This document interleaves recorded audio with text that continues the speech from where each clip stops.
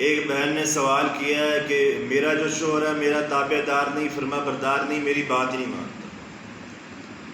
اب میں کیا کروں؟ میں بڑی پریشان ہوں، میرے چھوٹے چھوٹے بچے بھی ہیں گھر میں اور بڑے مسائل کھڑے ہو گئے، تو اس کے لیے کوئی وظیفہ ہو۔ اکثر اوقات ماں باپ بھی اس بات پہ پریشان ہوتے ہیں کہ میری اولاد نافرمان ہے، میری بات نہیں مان رہی، تو کوئی ایسا وظیفہ ہو جس کے کرنے کی وجہ سے اولاد بھی فرما بردار ہو جائے، شوہر جو ہے وہ بھی بات ماننا شروع ہو جائے، اور اگر عورت نافرمان ہے تو وہ بھی بات ماننا شروع ہو جائے۔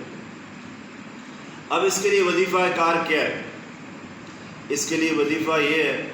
سب سے پہلے تو آپ اول آخر 12 مرتبہ درود شریف پڑھیں۔ درود شریف پڑھ لینے کے بعد فجر کی جو سنتیں ہیں وہ آپ ادا کریں۔ سنتیں ادا کرنے کے بعد یہ وظیفہ پڑھیں گے 323 مرتبہ، قد شغفہا حبا یا ودود۔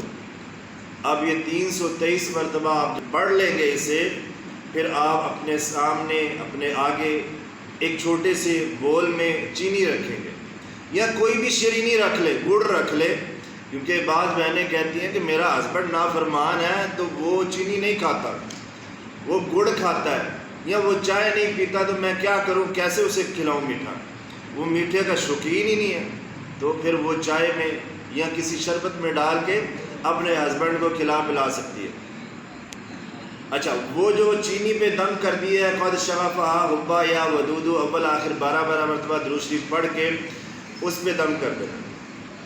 اور پھر اس کے بعد دعا کرنی ہے، اور پھر فرض کو ادا کر دینا ہے۔ جو فرض فجر کے رہ جائیں گے وہ ادا کر لینے ہیں، تو اس چینی پہ دم کر لیں،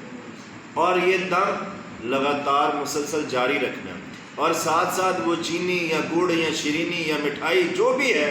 اپنے ہسبینڈ کو، اپنی آل اولاد کو کھلا سکتے ہیں۔ جتنا کثرت کے ساتھ اس پہ ورد ہوگا، وظیفہ ہوگا، اتنا وہ عمل زیادہ با اثر ہوگا اور تاثیر ہوگی اس کی، اثر ہوگا۔ تو یہ آسان سا وظیفہ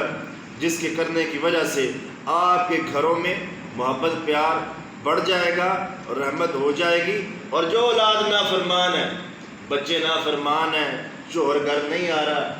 بیوی کو ٹائم نہیں دے رہا، اور آ کر کے بچوں پہ دھیان نہیں دے رہا، وہ بھی فرما بردار ہو جائے گا اس وظیفے کے ساتھ، اور یہ وظیفہ جو ہے وہ 100% کام